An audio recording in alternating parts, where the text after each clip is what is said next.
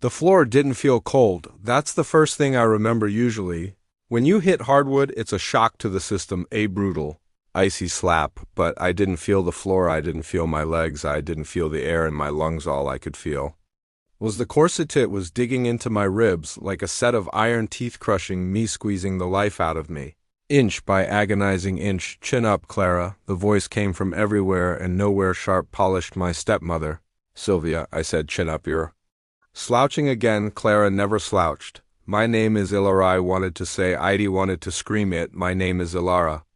But my tongue felt heavy, like a piece of lead in my mouth. The room was swimming. The heavy velvet curtains were drawn tight, blocking out the afternoon sun. The only light came from the massive chandelier above us, casting long, spider-like shadows against the damask wallpaper. It smelled like rotting lilac, an expensive perfume. Hold the pose, Sylvia commanded. Her voice wasn't loud. She never raised her voice. She didn't have to. She stood by the fireplace, holding a silver-framed photograph in one hand. She looked at the photo, then she looked at me, then back at the photo. Her eyes narrowed. She wasn't looking at me. She was looking for errors. She was checking for defects in the product. Your left hand, she murmured. Stepping closer, the sound of her heels on the parquet floor was rhythmic. Click, click, click, like a clock counting down my remaining seconds of consciousness. She reached out. Her fingers were ice cold. She grabbed my wrist. Her grip was surprisingly strong. She twisted my hand, forcing my fingers into a delicate, unnatural curl. Like this, she hissed. Graceful, elegant. Why are you so clumsy? I can't breathe, I whispered. The sound barely escaped my throat. It sounded like a wee. Sylvia didn't blink. Beauty is pain. Darling, we've discussed this. She stepped back. She adjusted her silk blouse. Now smile, not that grimace, a real smile.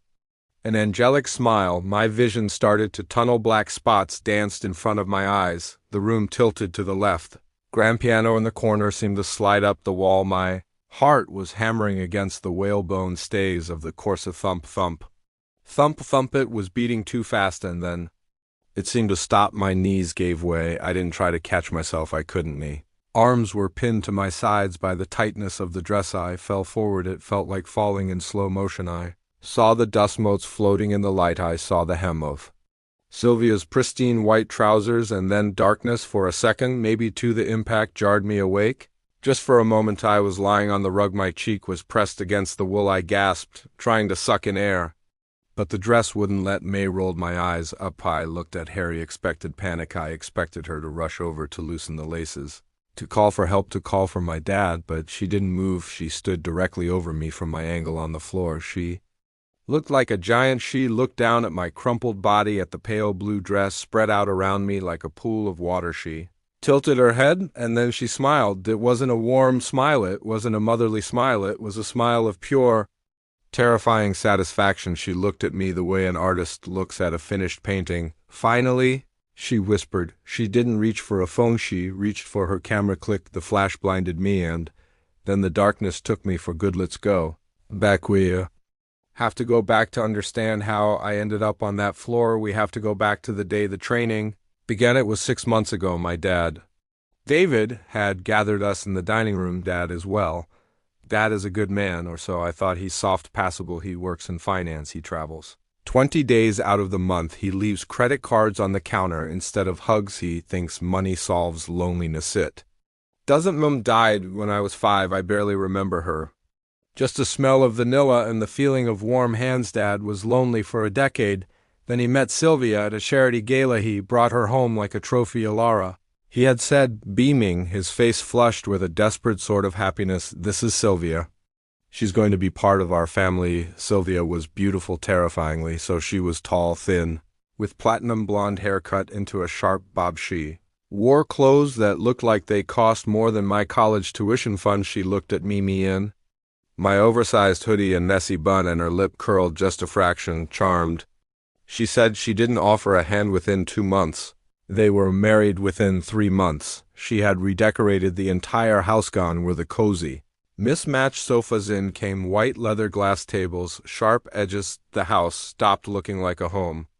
It started looking like a museum or a mausoleum. Dad was oblivious. Isn't it wonderful, Ilara? He'd ask, packing his suitcase for another trip to Tokyo or London. Sylvia has such taste. She's making this place sophisticated. It's cold. Dad, I told him once. He laughed. He patted my shoulder distractedly. You just need to adjust, honey. Give her a chance. She really wants to bond with you. Bond, that was the word she used the first week Dad left for his big Asian tour. Sylvia knocked on my bedroom door. I was studying. I was 17 senior year. I had plans. I wanted to study graphic design. I liked colors. I liked mess. Sylvia opened the door. Without waiting for an answer, she stood in the doorway, holding a garment. Baga, Alara, she said. Hi. Sylvia. She walked into my room. She looked around at my posters, my sketches taped to the walls. She sighed a long, suffering sigh. This clutter, she said. It's chaotic. It reflects a chaotic mind. I like it. I said defensively. She ignored. Mesh hung the garment bag on my closet door. Your father and I spoke. She lied. I knew she was lying. Dad never spoke. About my clothes. We think it's time you started presenting yourself with a bit more dignity. Dignity? I put my pen down. I'm wearing jeans and a t-shirt. Exactly. She said. She unzipped the bag. Inside was a dress. It was vintage. Pale blue lace, high collar, long sleeves. It looked like something from the 1950s. It's nice. I lied, but not really my style. Sylvia turned to me. Her eyes were intense, pale blue, like ice. Style is learned. Ilara, it is not innate. You are a lump of clay. I'm simply the sculptor. She pulled the dress out. Put it on. Now? Now, I'm studying. Ilara, she said, her voice dropping that scary octave. Do not be difficult. I am trying to do something nice for you. I bought this specially. It's very expensive. I didn't want to fight. Dad had begged me to be nice, please. Ilara, just make it work for me. So I stood up. I took the dress. I went to the bathroom and changed. The fabric was scratchy. It smelled old like dust and lavender. It was tight in the chest. I walked back out. Sylvia was waiting. Her hands were clasped in front of her. When she saw me, her breath hitched for a second. I thought she was going to cry. She covered her mouth with her hand. Oh, she whispered. Oh my, it's tight, I said, pulling at the collar. I can barely move my arms. She walked over to Mesh, reached out and touched my hair, my long, dark, wavy hair. She frowned. The hair is wrong, she muttered. Completely wrong. What? She snapped out of her trance. The dress is lovely, she said firmly, but you're right, it doesn't suit you yet. Yet? She smiled. We have work to do. Ilara, a lot of work. I didn't know it. Then I didn't know that the dress wasn't just a dress. I didn't know that the dress belonged to a dead girl. The changes were subtle at first. Diet adjustments. She called them dinner. Used to be pasta or tacos or pizza on Fridays. Now it was steamed fish, white rice, kale, tiny portions. You have a tendency toward heaviness, Sylvia said one night at dinner, poking at her own leaf of lettuce. I'm a size 6. I said, that's normal. Normal is a setting on a washing machine. Ilara, we aim for exceptional. Dad was there that night. He was cutting his steak. Sylvia knows about nutrition. Sweetie, he said, not looking up. She used to model. You know, it's not about modeling, David. Sylvia corrected him gently. It's about health, purity. Purity, she used that word a lot. 2 weeks later, I came home from school to find all my clothes. Gone, my jeans, my band t-shirts, my hoodies, my sneakers. My room was empty. My closet was filled with new things, pastels, skirts that hit below the knee, cardigans, blouses with Peter Pan collars, Mary Jane shoes. I stared at the closet, my backpack sliding off my shoulder. I felt violated. I ran downstairs. Sylvia was in the sunroom, arranging flowers. Where are my clothes? I shouted. She didn't jump. She snipped the stem of a white rose. Snip. I donated them, she said calmly. You what? They were rags. Ilara, I couldn't stand looking at them. I've replaced everything with high-quality garments. You should be thanking me. I didn't ask you to. I was shaking. Those were mine. I bought them with my allowance. She turned around. She was holding the scissors. She pointed them at me, not threateningly. Exactly, but pointedly. Lower your voice, she said. Ladies do not scream. I'm not a lady. I'm 17. And you act like a child? She snapped. Your father agrees with me. By the way, I texted him photos of the new wardrobe. He thinks you look adorable. Of course he did. He was in Dubai. He'd agree to anything to keep the peace. I'm not wearing them. I said, then you can go to school naked, she said, turning back to her roses. But I wouldn't recommend it. I went to my room and cried. I called Dad. Voicemail. Hey, this is David. Leave a message. Dad, She threw away my clothes, all of them, please. Call me back, I think she's crazy. He didn't call back for 3 days. When he did, he sounded tired. Laura, honey, Sylvia is just trying to help you refine your image. She spent thousands of dollars. Can't you just try? For me? She threw away my sketchbook, Dad. I'll buy you a new one. It had my drawings in it. You can't buy those back. Honey, I have to go into a meeting. Be nice to Sylvia. I love you. Click. I was alone the next day. I put on one of the pastel skirts. I had no choice. When I walked into the kitchen, Sylvia looked up from her espresso. She scanned me. Better, she said. But the hair, she sighed. Get in the car. Where are we going? The salon. I like my hair, I said, grabbing a handful of my dark waves. I'm growing it out. It's messy. She said, it hides your face. I'm not cutting it. Sylvia stood up. She walked over to me and placed her hands on my shoulders. She looked deep into my eyes for a second. Her face softened. She looked sad. Laura, she said softly, I know this is hard. I know I seem strict, but I see so much potential in you. You could be so beautiful, truly beautiful. Don't you want to be beautiful? There was a desperation in her voice that confused me. It wasn't malice. It was pleading. I guess. I stammered. Trust me, she said. Please just trust me. I got in the car. Thought she was going to give me a trim, maybe some highlights. I sat in the chair at the high-end salon. The stylist was a man named Paulo. He looked at Sylvia with fear in his eyes. The usual? He asked her. The usual, she said. She showed him a picture on her phone. I couldn't see it. Sylvia, I said, watching in the mirror. How much are you taking off? Just the dead ends, she said. She was lying. As soon as Paulo made the first cut, I knew. The scissors crunched near my ear. A massive lock of dark hair fell to the floor. Stop! I yelled. Sylvia put a hand on my shoulder. Heavy. Sit still. She said, it's too late now. I watched in horror as my hair was chopped off, chin length and thin, the dye bleach burning my scalp. I sat there for 3 hours, tears silently streaming down my face. Sylvia sat in the chair next to me, reading a magazine, ignoring my tears. When they spun me around to the mirror, I gasped. I didn't recognize myself. My dark, wavy hair was gone. It was a platinum blonde bob, straight sharp. I looked old. I looked like a miniature version of Sylvia. No, I whispered. I look terrible. Sylvia stood behind me. She placed her chin on my shoulder. We looked at our reflections together. 2 blondes, 2 bobs. No, she whispered, her eyes gleaming. You look perfect. She stroked my cheek. You look just like her. Like who? I asked. She froze. Her smile vanished. Like a lady. She corrected quickly. Come along, we have a piano lesson. I don't play piano. You do now. The house became a prison of beige and white. My life became a schedule of Sylvia's making. 6 a.m. Wake up 6:30 a.m. Yoga. Sylvia watched to make sure my posture was perfect. 7:30 a.m. Breakfast, grapefruit and tea. 8:30 a.m. School. 3:30 p.m. Piano lessons. 5 p.m. Etiquette training. Yes, etiquette training. She made me walk with a book on my head. She made me practice sitting without crossing my legs. Clara never crossed her legs, she muttered once. Watching me from the sofa, I froze. The book wobbled on my head. Who is Clara? I asked. I had heard the name before in the studio, when I fainted, but this was months before that. This was the first time she slipped. Sylvia's eyes snapped to mine. I didn't say Clara. She said. I said clear. Keep your mind clear. You said Clara. Don't contradict me, Laura. It's unbecoming, but I knew what I heard that night. While Sylvia was taking her nightly bath, a 2-hour ritual involving salts and candles, I snuck downstairs. I went to the library. Sylvia kept a locked drawer in her desk. I had never tried to open it, but tonight I felt reckless. I was hungry, starving, actually, from the diet, and I was angry. I looked for a key. I checked the usual spots under the potted plant.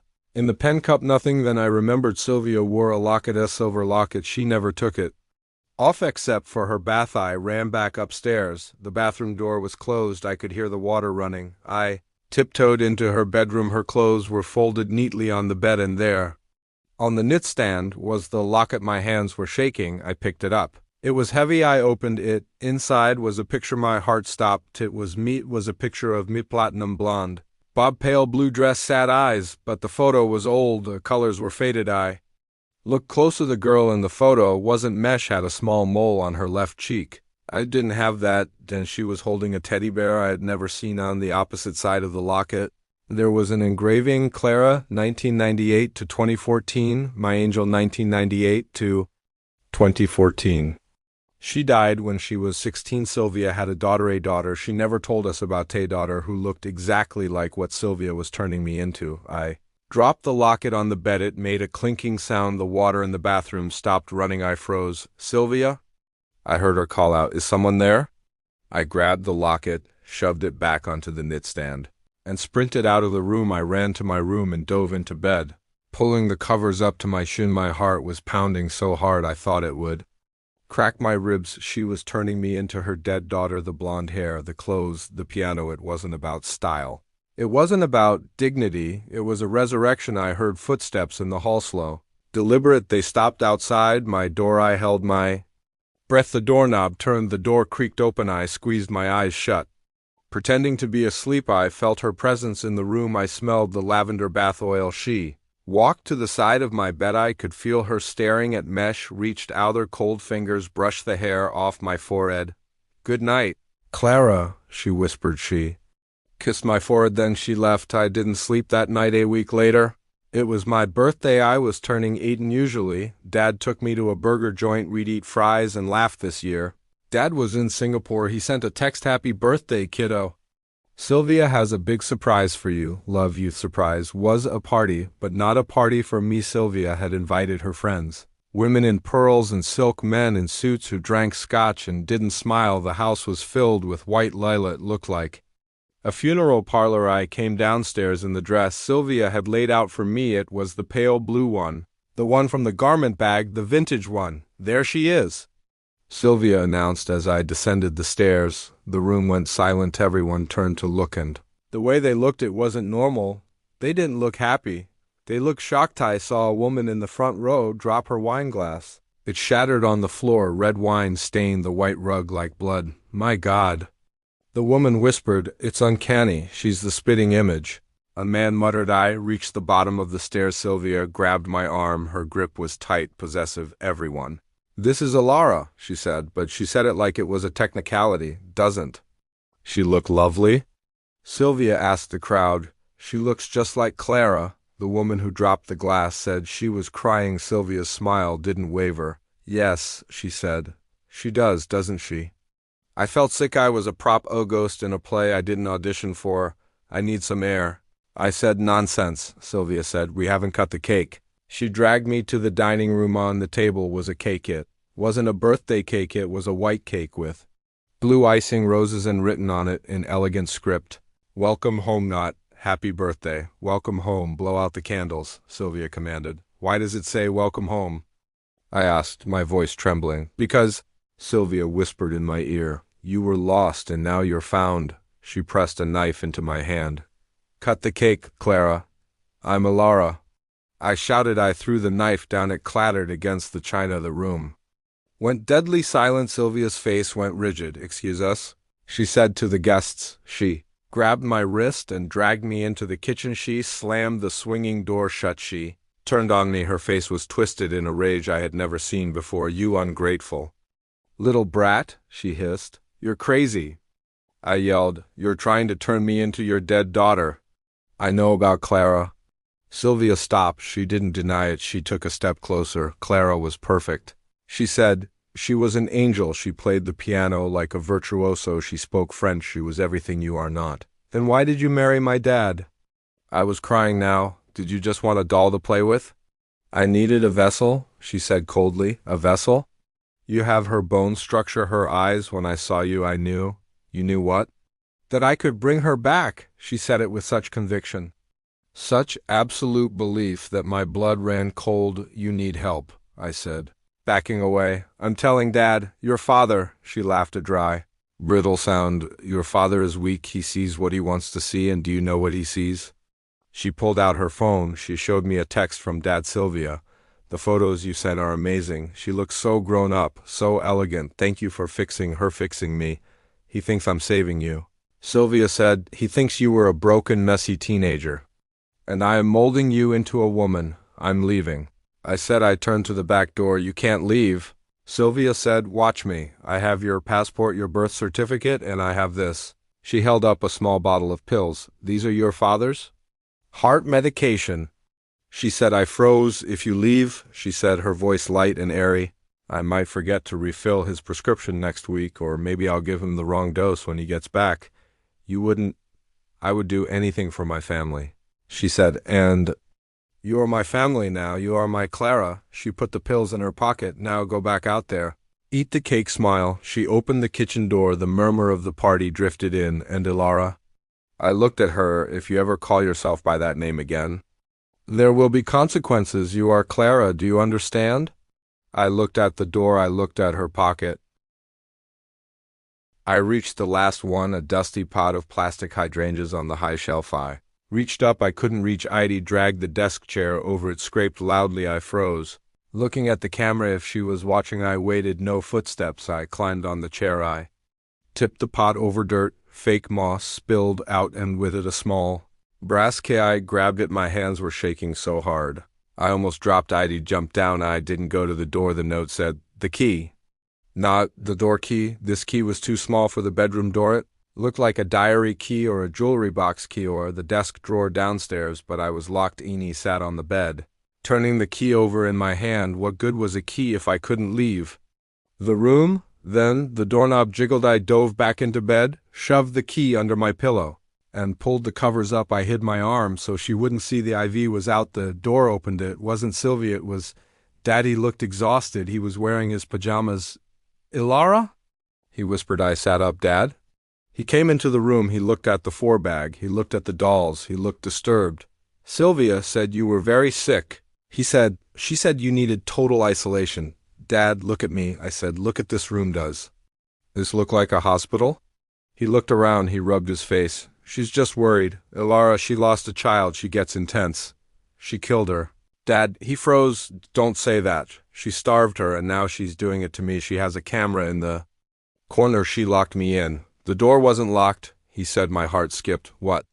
It was just closed. I walked right in. She was playing games, or maybe she got cocky. Dad, you have to get me out of here. Please just take me to a hotel tonight. He looked at me. He looked at the door. He looked at the four. Okay.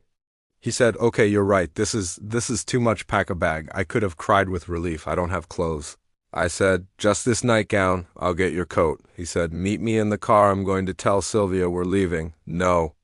I grabbed his arm. Don't tell her. She stop us. She has your pills. My pills? She threatened to withhold them if I tried to leave. Dad's face went white. She what? She's dangerous. Dad, we have to sneak out. He straightened up. A flicker of the old dad, the businessman, the problem solver, appeared in his eyes.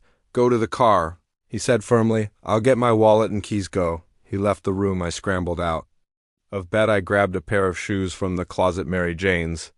Unfortunately, I grabbed the brass key from under the pillow. I didn't know why. Instinct. I ran into the hallway. It was dark. I crept down the stairs. The house was silent. I made it to the foyer. I reached for the front door handle. It was locked and bolted. Fumbled with the latch. Click. I opened the door. The cool night air hit my face. Freedom. I ran to the driveway. Dad's Audi was there. I waited by the passenger door. 1 minute, 2 minutes, 5 minutes. Where was he? The house was silent. Dad?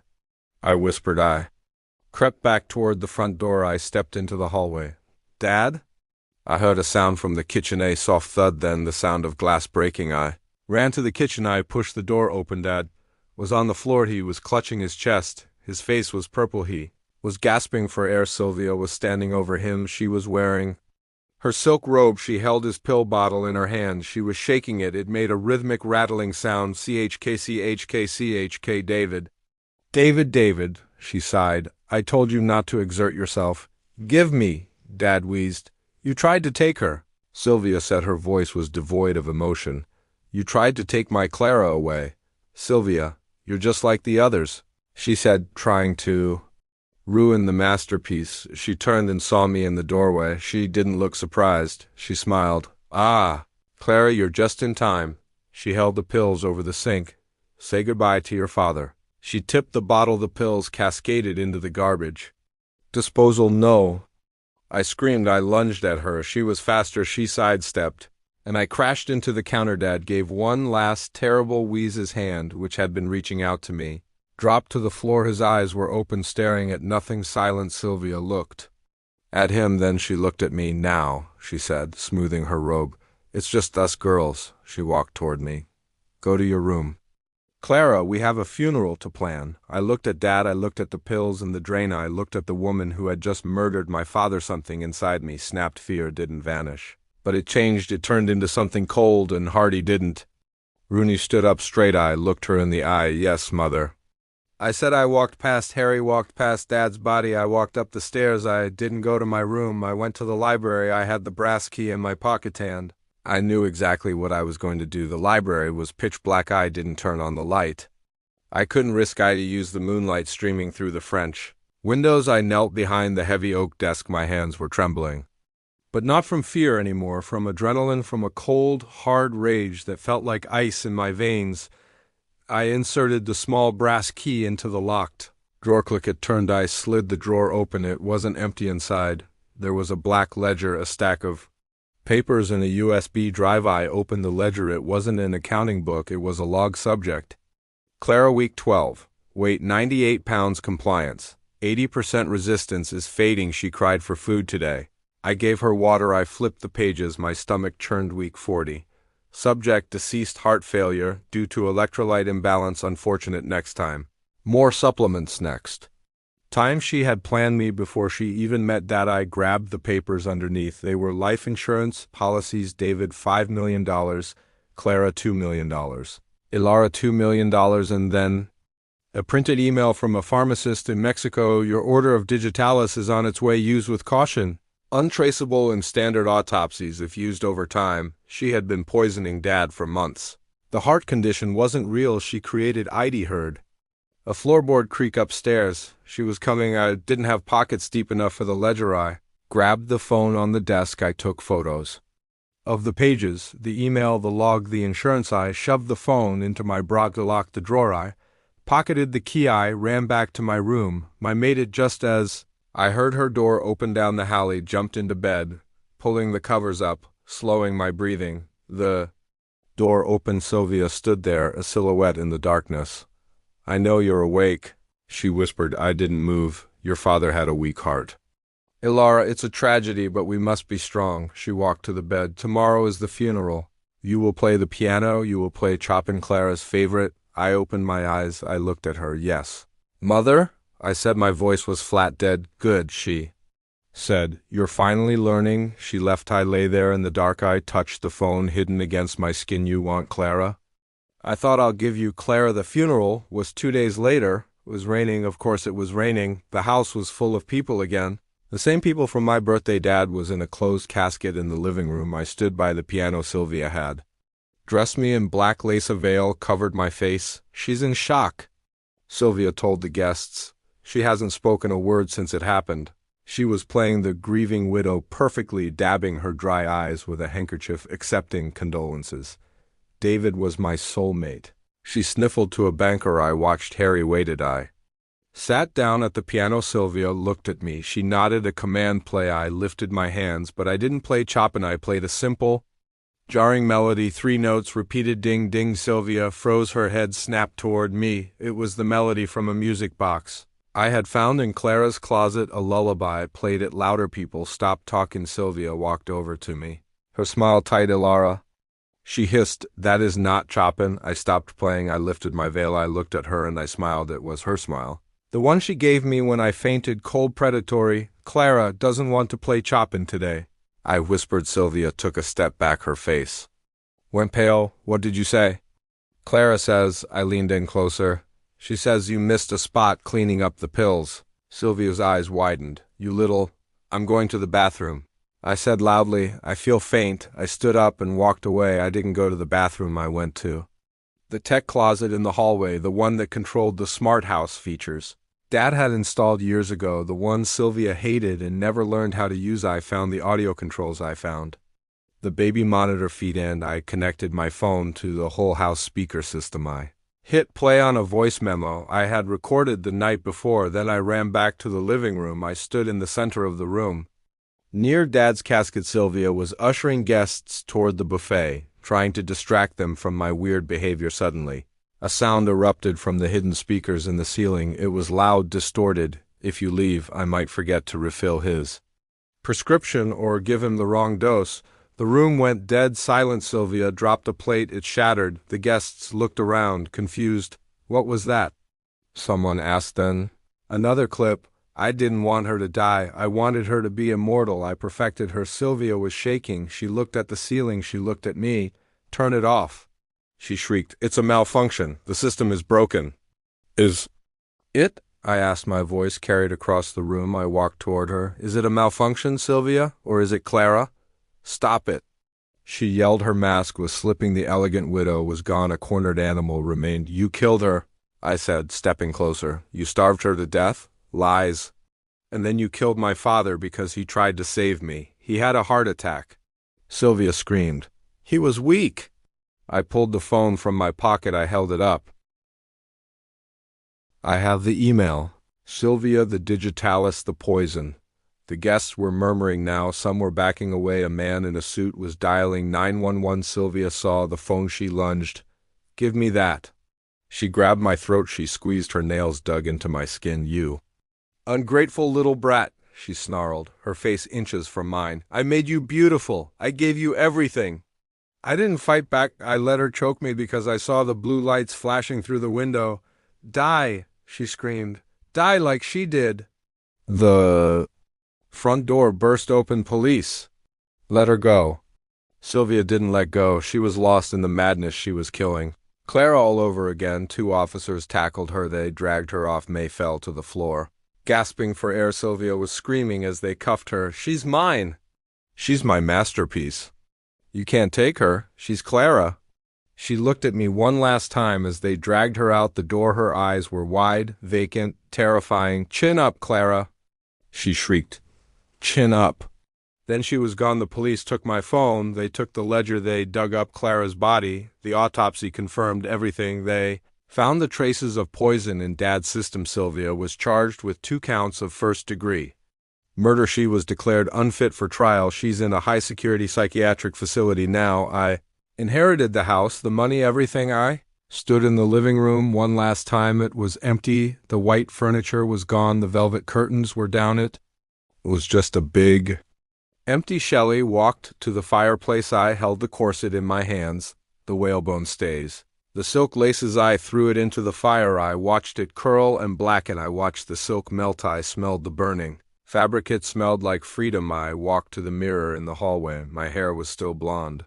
Still a bob. I took a pair of scissors from my bogey. Didn't cut. I grabbed a bottle of black dye I had bought at the drugstore. I went to the bathroom. I scrubbed the dye into my scalp. I watched the black ink cover the platinum blonde. I watched Clara disappear. I watched Clara come back. My eyes were red. My neck was bruised.